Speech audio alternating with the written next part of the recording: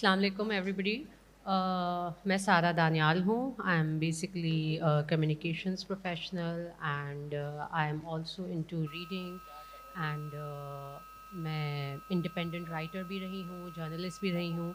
और आज यहाँ वुमेंस कॉन्फ्रेंस में आके बहुत ऑनर्ड फील कर रही हूँ, specially with the esteemed panel that I am moderating. So I'm just going to introduce the panelists.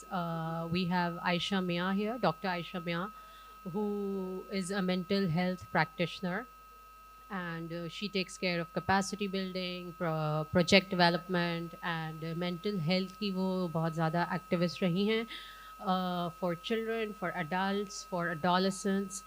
And we have Beagle here, who's an esteemed writer. She's a screenplay director, and बहुत reality based और identity based writings उनकी बहुत मशहूर रही हैं. Then we have Zehra Khan, who's a trade union activist, and she's the general secretary of Home-Based Women Workers Federation.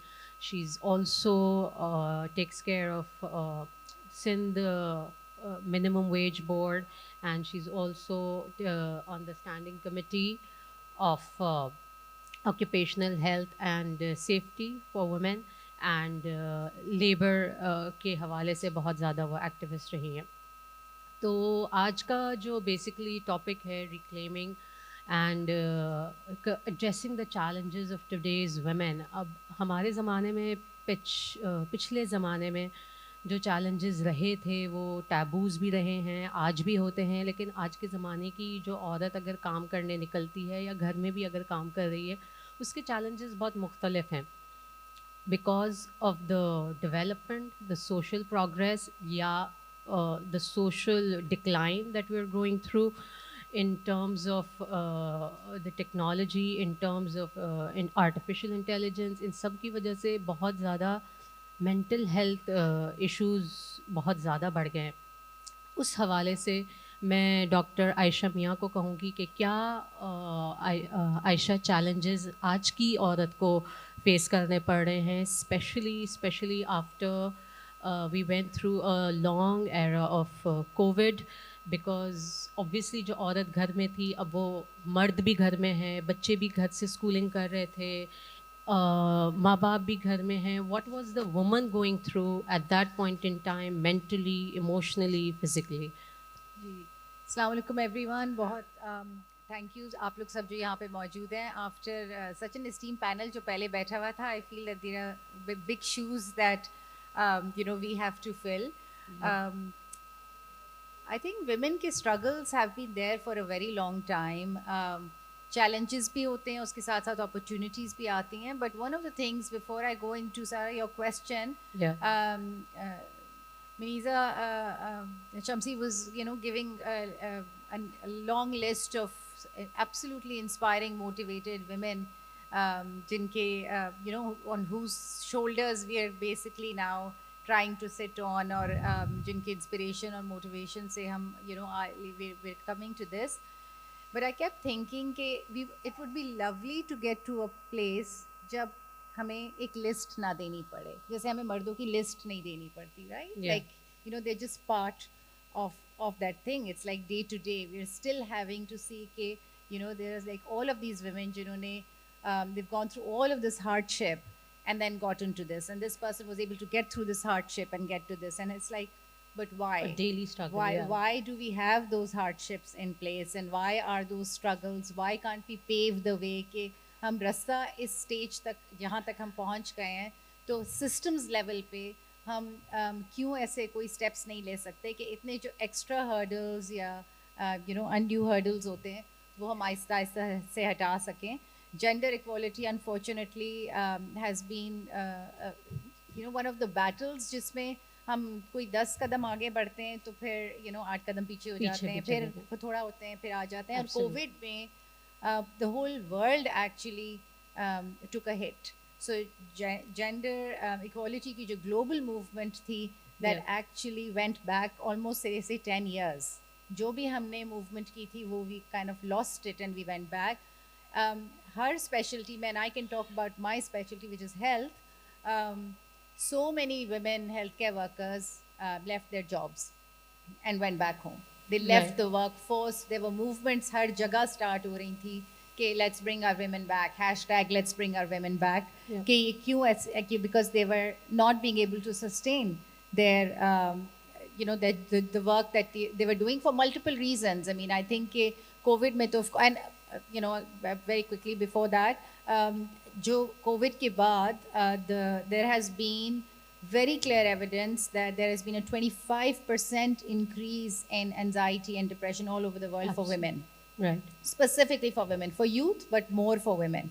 Yeah. Right? So वो already अगर 30-40% के हम mental health issues देख रहे हैं उसमें आप 25% और इजाफा करते हैं Yeah. तो we are looking at a huge number that are affected.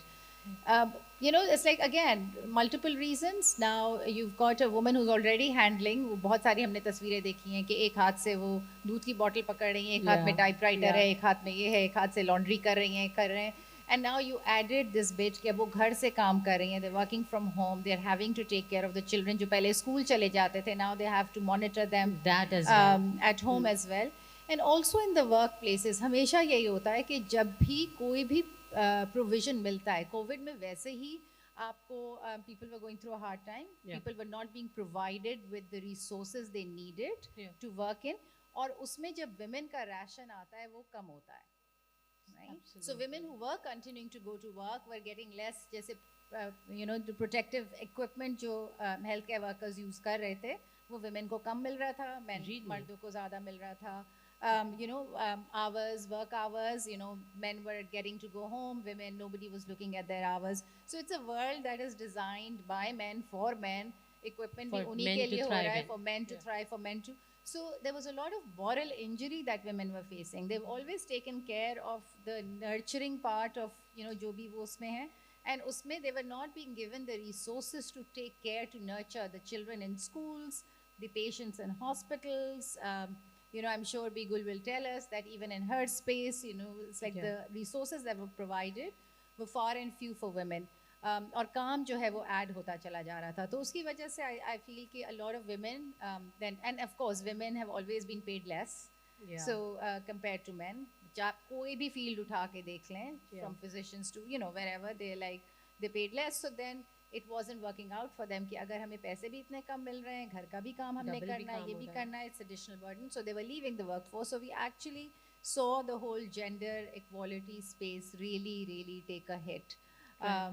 So I think the work is cut out for us. आराम से नहीं बैठ सकते हमें you know continuously इस पे लगे रहना चाहिए because I think if anything it may have just gotten worse a little bit. How do you think men play into this equation? Because मुझे ऐसा लगता है कि फॉर एग्जांपल अगर माँ भी घर से बाहर निकल के काम करने जा रही है तो वो अपनी अम्मा के पास छोड़ के जा रही है या किसी बेबी सिटर के पास छोड़ के जा रही है जो ऑलरेडी एक वुमन है तो वो बेबी सिटर भी अपने बच्चे किसी के पास छोड़ के आ रही है. Do we need men somewhere in this equation because this is like women passing on work more work to women. You know, it's like a vicious cycle. देखिए द थिंग इज कि आई ट्रूली फील कि ये जो patriarchy का और misogyny का और gender equality का मसला ये मर्दों का मसला नहीं है. Women also have immense amount of internalised patriarchy and internalised misogyny. So and it's also a lot in how mothers are raising their sons आगे and their daughters. Right. But the narratives that they're telling their sons are very different than what they're telling their daughters. I mean, it's a silly story, but when my first born, जो भी 22 साल के हो गए, was born, अम्मी को बहुत परेशानी थी कि my husband असद ने डायपर बैग क्यों उठाया हुआ है. Right? अच्छा नहीं लगता कि मर्द डायपर बैग उठा रहा है. He was a Right. pediatrician, so he was Yeah. just like, you know, it's like I want to be. So these are tiny things that get told in our own homes by Yeah. our own They're not mothers and talked about, लेकिन grandmothers ये and होता है. yeah. So I don't think it's a men problem. I think men have no जब you know हम Women's Day मनाते हैं, Mother's Day मनाते हैं, तो fathers get very upset that you know we also want Father's Day to be celebrated. We are also leaving our Absolutely. kids at home, and we also you know kind of feel the same sort of guilt. But I think वो हम space ही नहीं देते हैं जहाँ हमारा toxic femininity है, वहाँ toxic masculinity का भी एक जो वो है. So there's lots that's going on. बहुत layers हैं. इस conversation के जो हर level पे I think we need to be bold and courageous to talk about at every level कि हमारे अपने क्या systems level क्या barriers हैं और individual level पे क्या barriers हैं that need to be taken care of and addressed. Right. So I think I'm going to come on to Bigul, and this is where I want to talk about my favorite part. आजकल की जो stories बिगुल जो बन रही हैं, मुझे ऐसा लगता है कि एक मॉरल डिक्लाइन तो आया ही है, एक सोशल डिक्लाइन भी आया है within our storytelling, within our dramas, within our narrative building. एक ज़माना था जब बहुत प्रोग्रेसिव ड्रामे भी बने करते थे, उनको इसी ऑडियंस ने अप्रिशिएट भी किया है. और अब जो बन रहे हैं ड्रामे, वो उनका क्या आपको लगता है कि किस चीज़ की लैकिंग है? डू यू थिंक अब तो एजुकेशन भी इन चीज़ों में आ रही है, मीडिया साइंसेस पढ़ाया जा रहा है, ड्रामेटिक्स पढ़ाया जा रहा है, थिएटर पढ़ाया जा रहा है, उसके बावजूद इस तरह की स्टोरीज़ क्यों निकल रही हैं जिसमें फ़िज़िकल अब्यूज़ भी दिख रहा है, इमोशनल अब्यूज़ भी दिख रहा है, जिस चैलेंजेस से हम ऑलरेडी गुज़र रहे हैं वो मज़ीद दिख रहे हैं हमें अपने ड्रामों में, अपनी स्टोरी टेलिंग में. इसकी क्या वजह है और इसको कैसे बेहतर किया जा सकता है? आदाब. ये सवाल बहुत दफ़ा हम सबसे पूछा जाता है. नूरापा बैठी हैं, हम आपस में भी हर वक्त बहुत दफ़ा इस चीज़ को डिस्कस कर चुके हैं. देखिए, 2-3 बातें हैं. एक तो मोरालिटी का इशू, आई डोंट नो कि उसका ताल्लुक इन ड्रामों से या लिखने से है. मोरालिटी बड़ी इंडिविजुअल चीज़ होती है और उसको हम मेरे पास कोई मॉरल कोड नहीं है कि मैं कहूँ कि जी ये है मोरालिटी जो सोसाइटी में प्रिवेल करनी चाहिए. वो तो एक बिल्कुल अलग बहस है. दूसरी बात यह कि अगर तो अब्यूज़ है और अगर ओप्रेशन है, जो कि है, अभी हमने सुना, हम सब उससे गुज़रते भी हैं, तो उसको दिखाने में मेरा नहीं ख्याल कि कोई मसला है.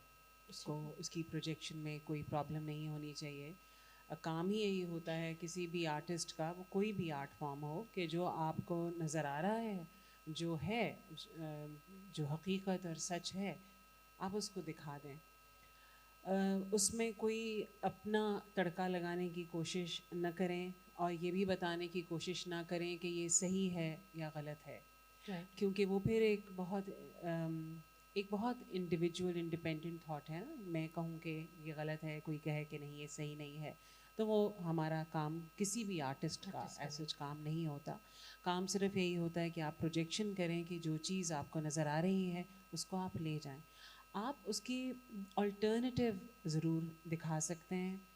आप ये दिखा सकते हैं कि ये हो रहा है. अगर बहुत ज़्यादा अब्यूसिव है एनवायरनमेंट, तो कहाँ पर नहीं भी है, कहाँ क्या हुआ जिससे कुछ बदल भी गया है या बदल रहा है.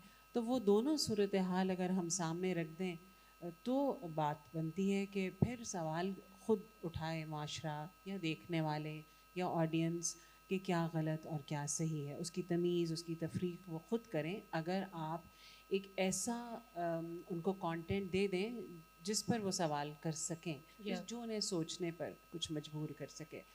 तो वही बात है कि क्वेश्चनिंग माइंड्स को बार बार अगर आप ट्रिगर करें, तो कहीं पर सवाल करना शुरू कर देना चाहिए, जाके ये कि आप बिल्कुल ही उससे इतना इम्यून हो जाएं कि ऐसा चलता है.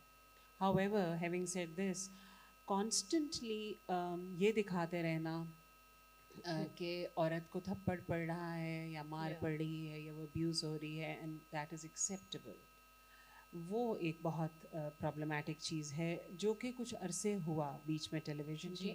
मैं करंटली जो आजकल चीज़ हो रही है उससे मैं पूरी तौर पर इस बात से मुत्तफ़िक़ नहीं हूँ. मुझे लगता है कि चेंज आ रहा है. इसलिए कि बहुत ज़्यादा एक्सपोजर है आपकी ऑडियंस का. वो सिर्फ टेलीविज़न तो नहीं देखती, अब तो वो दुनिया भर का ग्लोबल कंटेंट देखती है और बग़ैर कुछ अदा किए देखती है, अपने टेलीफोन पर देखती है, अलग से देख सकती है. तो वो उनके पास एक्सपोजर बहुत बड़ा है. तो बदल रहा है, हमारा कंटेंट भी बदल रहा है. अगर आप देखें तो जो रोल्स अब मिल रहे हैं लड़कियों को, जो कैरेक्टर्स अब मिल रहे हैं, वो पहले हमें नज़र नहीं आते थे. कुछ अर्सा बीच में बहुत प्रॉब्लमेटिक रहा है. यू आर राइट जी, वो एक बहुत बड़ा स्टैम्प आया था. जिसमें हमें लगता था कि क्या हो रहा है सिलसिला। लेकिन फिर हमें सब ये चीज़ें बहुत सारी इसकी डिटेल्स हैं कि एक बहुत बड़ा एक पॉलिटिकल बैकड्रॉप इसका कॉन्स्टेंटली साथ रहा है, वो साथ साथ चलता है, जिससे माइंडसेट्स बनते हैं, बिगड़ते हैं। लेकिन अब मुझे लग रहा है कि चेंज है। अब हमारे जितनी भर फिल्में भी बन रही हैं उनमें भी चेंज है। जो हमारा टेलीविज़न के ऊपर कंटेंट है वो कम से कम कॉन्शियसली ख़याल से और इस अवेयरनेस के साथ बनता है कि ऑपरेशन को या अब्यूज़ को नॉर्मलाइज न किया जाए। राइट। ये कॉन्शियसनेस मैं देख रही हूँ कि है।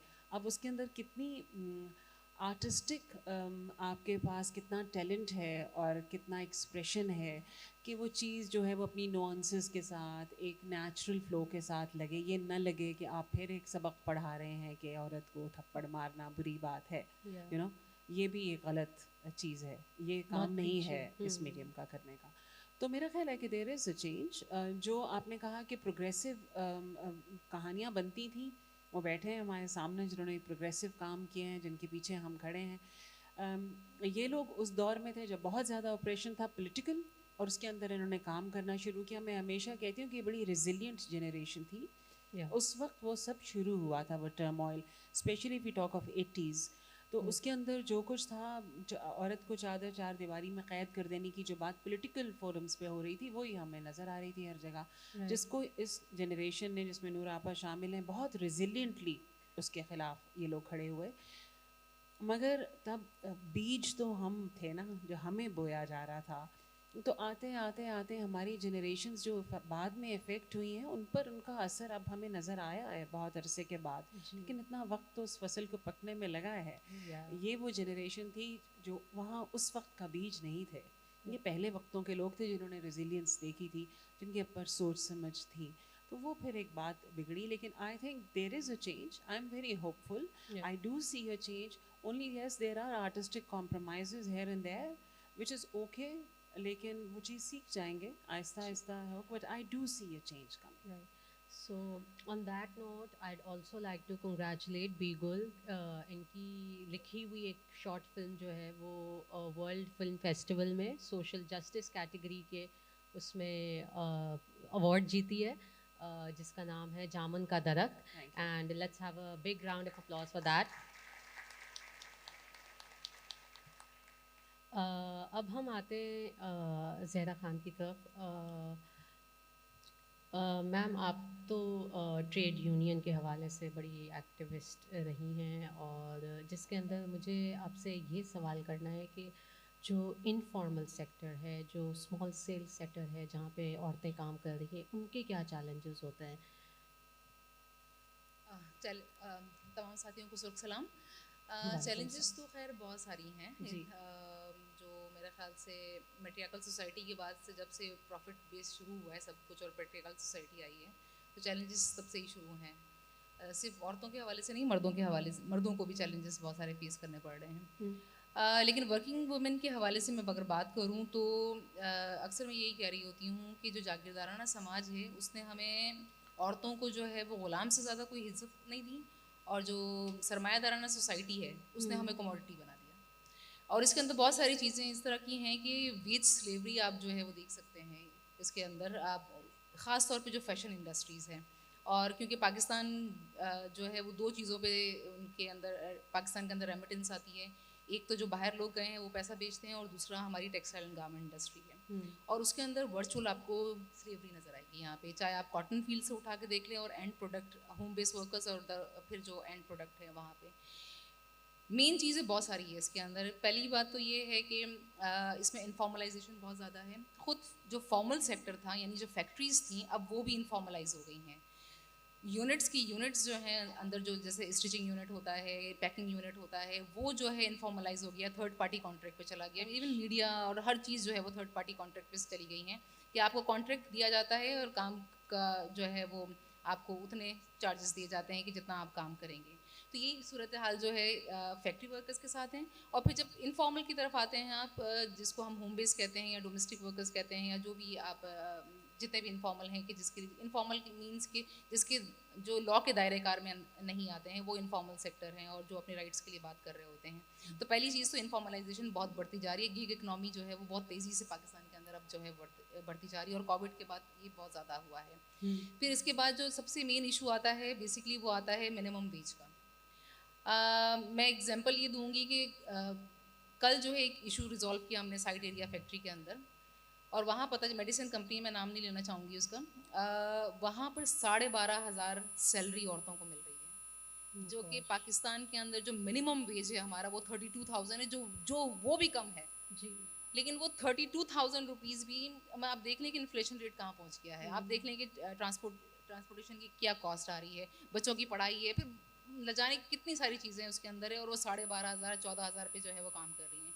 फिर इस तरह से जो है और इसको और डीपर आप चले जाएं इसके अंदर, तो औरतें जो हैं वो 400 रुपये दिहाड़ी पे जो है वो काम कर रही होती है। यानी जिस दिन आप काम पे नहीं आएंगी या छुट्टी करेंगी, तबीयत ख़राब है तो वैसे ही छुट्टी नहीं मिलेगी आपको, और नहीं आएंगी तो फिर उस दिन के पैसे आपको कटेंगे। तो मिनिमम वेज का बहुत ज़्यादा जो है यहाँ पे इशू है, और फिर इक्वल वेज का भी इशू है कि सेम काम अगर मर्द कर रहा है, ये इनफॉर्मल सेक्टर में ज़्यादा है, फैक्ट्री में तो क्योंकि अनाउंस है तो वो गेजेटेड होता है तो वो आपको देना पड़ता है। इनफॉर्मल सेक्टर जैसे होम बेस्ड सेक्टर है, बाकी सेक्टर है कि आप खुद तय करते हैं इसको कि आप इतना पीस बनाएंगे तो आपको ही मिलेंगे। मतलब यहाँ पे मैंने ये भी देखा है, लोग जो है वो 8 आने 75 पैसे पे भी काम करते हैं, जो हमारी करेंसी का हिस्सा ही नहीं है। हमारी करेंसी में अब नहीं है ये नोट, ये पैसे, लेकिन वो पैसों पे काम कर रहे होते हैं, और वो फिर आप जितना बल्क में काम करेंगे, देखा जाए तो एक औरत काम ले रही है, एक मर्द काम ले रहा है होम बेस की सेक्टर में, लेकिन बेसिकली वो पूरा घर काम कर रहा है। तो कितना जो है वो इनफॉर्मल वर्कर्स आप देखें कि एक पेड है और बाकी सब जो है उसके साथ इनफॉर्मल है, जो उसमें काम कर रहे हैं, जिसकी कोई जरूरत नहीं है, वो सिर्फ बनाने में आपकी हेल्प कर रहा है कि जितने ज़्यादा काम बनाएंगे आप उतने ज़्यादा आपको पैसे मिलेंगे। तीसरा मेन इशू हम लोगों को ये फेस करना पड़ता है कि सोशल सिक्योरिटी के अंदर जो सेसी का इदारा है, Sindh employ social security institution, और मैं इसकी गवर्निंग बोर्ड मेंबर हूँ। मैं पहले मिनिमम वेज बोर्ड की मेंबर थी, अब नहीं हूँ, तो अब मैं सेसी की बोर्ड मेंबर हूँ। वहाँ पर सिर्फ 6 लाख वर्कर्स जो हैं रजिस्टर्ड हैं, और सिर्फ लांडी कोरंगी के जोन आप उठा लें 17 लाख मजदूर वहाँ काम करते हैं। ये सिर्फ एक जोन की मैं बात कर रही हूँ, और यहाँ 7 जोन हैं कराची के अंदर, और बड़े जोन हैं यहाँ पे।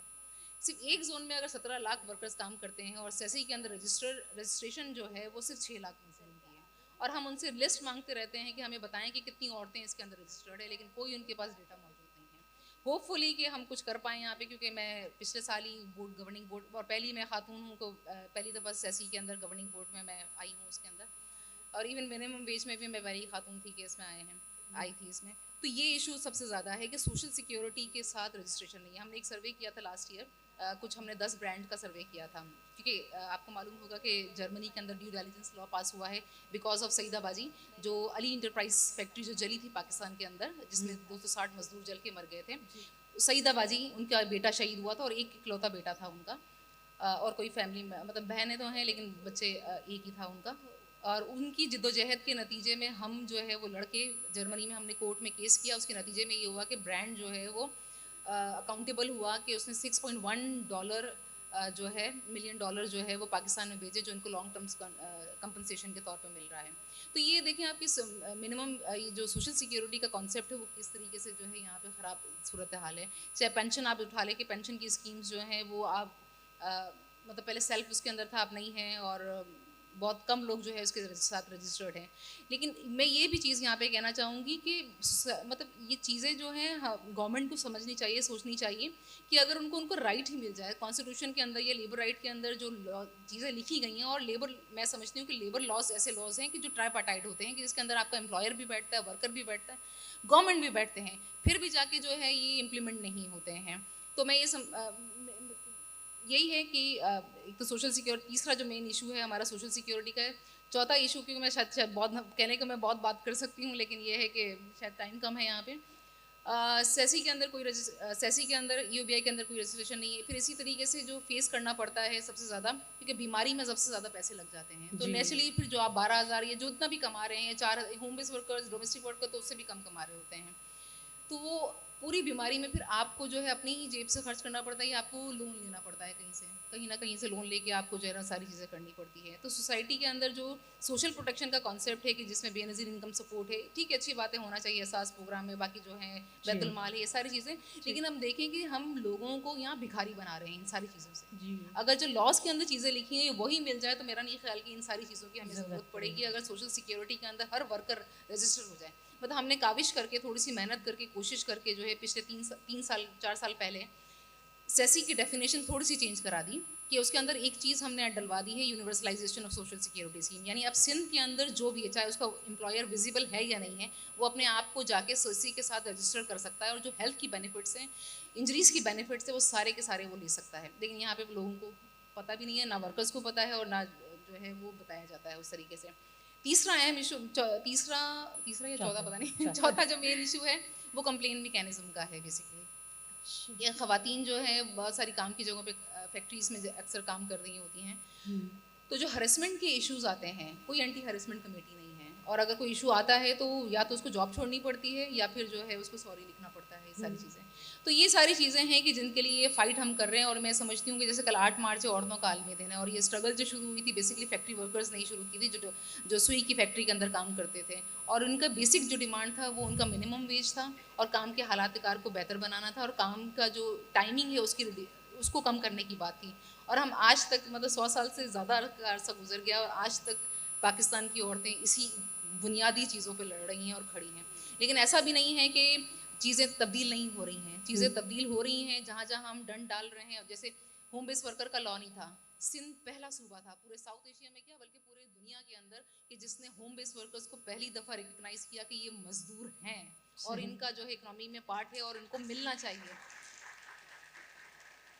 इसी तरीके से जो है वो औश का लॉ बना। पाकिस्तान एक सिंध पहला सूबा था कि जिसने औश का लॉ बनाया। जब फैक्ट्री चली तो उसके बाद जो है ये औश का लॉ बना, और फिर हमारा जो कंट्रीब्यूशन रहा जर्मनी के अंदर ड्यू डिलिजेंस लॉ पास करवाने के लिए। और अब यूरोप में पूरी बात हो रही है कि ब्रांड्स को कैसे पकड़ा जाए, ब्रांड को कैसे आप अकाउंटेबल बना सकते हैं कि वो जो है वो सैलरी पूरी दे सप्लायर को, और सप्लायर फिर वो पूरी चीज़ें उनको जो है वो फराम करें कि जो उनको जो है ब्रांड्स दे रहा है। लेकिन हमें भी ये सोचना चाहिए कि जो जिस तरफ यहाँ पे भी पाकिस्तान की भी जो लोकल ब्रांड्स हैं, बहुत सारे, खादी है, उल अहमद है, अलकरम, बहुत सारे ब्रांड, हमें एज अ कंज्यूमर सोचना चाहिए कि वो अपने वर्कर्स के साथ क्या करते हैं। क्या कभी हम में से किसी ने सोचा कि हम उनके फैक्ट्री के बाहर या आउटलेट्स के बाहर खड़े होकर कहें कि हम आपके कपड़े ज़रूर खरीदेंगे, क्योंकि नहीं खरीदेंगे तो नेचुरली वर्कर्स जो है वो निकाले जाएंगे। लेकिन एटलीस्ट उनको ये तो बताया जाए कि वर्कर को मिनिमम वेज पे होना चाहिए, वर्कर को सोशल सिक्योरिटी की सारे इंस्टीट्यूशंस के साथ रजिस्टर होने की ज़रूरत है, उनकी अगर कंप्लेंट्स आती हैं तो उनको जो है रिजॉल्व होने की ज़रूरत है, अगर उनको पेंशन मिलने की ज़रूरत, उनको जो है वो बोनस और ये सारी चीज़ें मिलने की ज़रूरत है। ये तो बुनियादी चीज़ें हैं कि जिसमें तब्दीली कोशिश कर रहे हैं, हम लड़ रहे हैं उसके लिए और जद्दोजहद कर रहे हैं। सही। मेरे पास नोट आ गया लास्ट 5 मिनट्स का। मैं थैंक यू करना चाहूँगी for delving into all the insights of all the serious issues that we are still facing today. और बहुत बहुत शुक्रिया आप लोगों का आने का और हमारी पैनल को चार चांद लगाने का। Thank you so much.